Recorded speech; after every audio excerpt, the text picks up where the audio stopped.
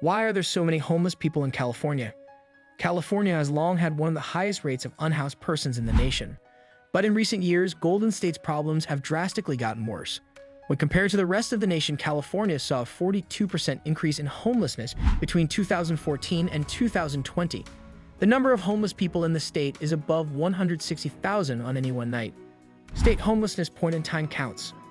About 70% of California's homeless people sleep in tents, open areas, or moving automobiles away from shelter systems. Compared to New York, where only 5% of the homeless population is unsheltered, this is a dramatic contrast. On how to lessen the number of unsheltered homeless people, opinions vary.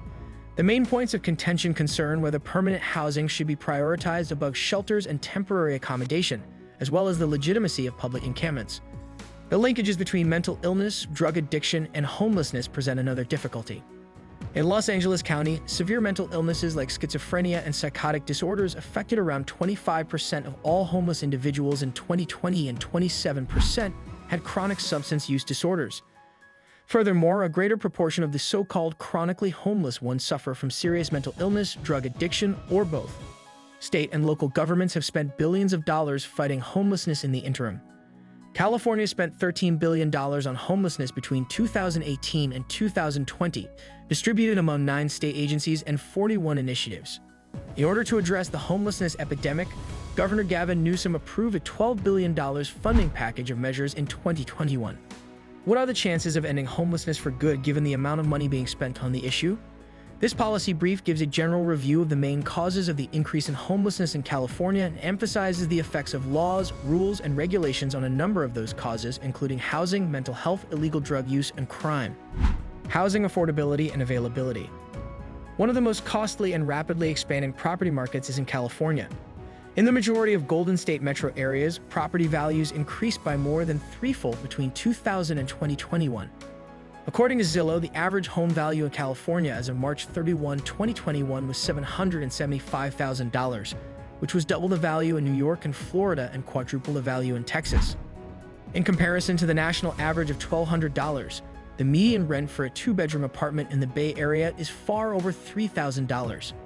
Families who spend more than 30% of their income on rent are considered to be rent-burdened in more than 2/3 of California's zip codes.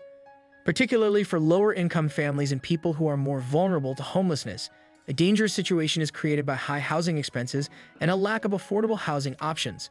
San Francisco built no new shelters during the 10-year plan period. Between 2005 and 2019, San Francisco's unsheltered homeless population doubled from around 2,655 to 5,180 as a result of a growing homeless population and a decline in shelter capacity. When the 10-year plan came to an end in 2014, municipal planners once more started to construct shelters, but it was too little, too late. Similar enthusiasm was shown for the construction of permanent supportive homes in Southern California. Voters in Los Angeles approved Proposition HHA in 2016, allowing city officials to issue bonds worth up to $1.2 billion to build and renovate permanent supportive housing and decrease homelessness. Only 14% of the promised developments, or 1,142 units, were finished 5 years after the proposition's passage, according to a study by the LA Comptroller Ron Galperin. The price of development was considerable and kept going up. The average cost per unit in 2021 was close to $60,000. Some products are really pricey. One project is expected to cost at least $837,000 per unit, and 14% of the apartments cost more than $700,000. The use of permanent housing to end homelessness ran up against the delayed and expensive housing development in California. An affordable housing project in the Bay Area normally takes 4 years to build and costs between $400,000 and $700,000 per unit, which is often a studio, 1-bedroom, or 2-bedroom apartment. Bay Area Council Economic Institute, 2021. There are less expensive and quicker options. For instance, the price of a bed at a shelter is approximately $43,000, while it costs $73,000 to build a tiny home. Bay Area Council Economic Institute, 2021. While these alternatives are less permanent or visually pleasing than long-term homes and have drawbacks like congestion and stringent rules like no pets, governments must measure those drawbacks against the misery of those who sleep on the streets. Housing First can address the houseless issue in states with a sufficient supply of housing and a modest number of homeless persons. Even yet, if a person's homelessness is mostly due to a mental illness, a drug or alcohol addiction or alcohol abuse, then special treatment is required. Pearson, 2007. The original intent of Housing First was to give an apartment right away, but in areas with a housing shortage, such as coastal California, there is a lengthy wait before permanent housing becomes available. Semberis, Gulker, and Neke, 2004. The enormous capital expenses to create permanent supportive housing in some regions can make Housing First an impractical choice, as noted in a JAMA report. Curtis and Wiener, 2009.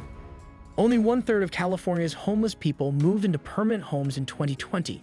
The remaining two-thirds continued to need assistance while they were waiting for housing, while 16% stopped. San Jose Mayor's Office, 2020. It's crucial for homeless people to have a secure place to sleep while they wait for permanent housing. People's mental and physical health deteriorates faster the longer they go without shelter, making it more difficult for them to find work, housing, and financial stability. A dearth of shelters. More than any other state, California has the highest percentage of unsheltered homeless people at almost 70%. The limited supply of emergency shelters and transitional housing is one of the main causes of the sizable unsheltered population. While California's overall homeless population climbed between 2007 and 2020, the capacity of shelters remained unchanged for a decade before increasing once more after 2017, and the number of beds in transitional housing institutions continued to fall. Mental illness, drug addiction, and crime. Homelessness is consistently associated with both drug addiction and mental illness. Homelessness can come from or be caused by substance use. Johnson and Chamberlain, 2008. There are several terms as well. According to a report published in 2019 by the Los Angeles Homeless Services Authority, serious mental illness affected 25% and substance use disorders 14% of the unsheltered homeless population. The Los Angeles Times reported a far higher prevalence percentage using the same survey data. Around 51% had a mental disease and 46% had a substance use issue. The key distinction is between how mental health and drug addiction are defined. Because they only included those with a chronic or long-term severe ailment, the government's predictions are lower. Estimates for the prevalence of mental illness and drug addiction among the homeless are provided in Appendix Table A1. Over 75% of people who are chronically homeless and abuse drugs or have serious mental illnesses. Common Culhane, 1998, Poulin et al. 2010, Ellen Lockhart, Edens, Mayers, and Rosenheck, 2011, have a high prevalence of this condition. Strong medications like P2P methamphetamine cause psychosis, which occasionally has symptoms that are mistaken for those of schizophrenia.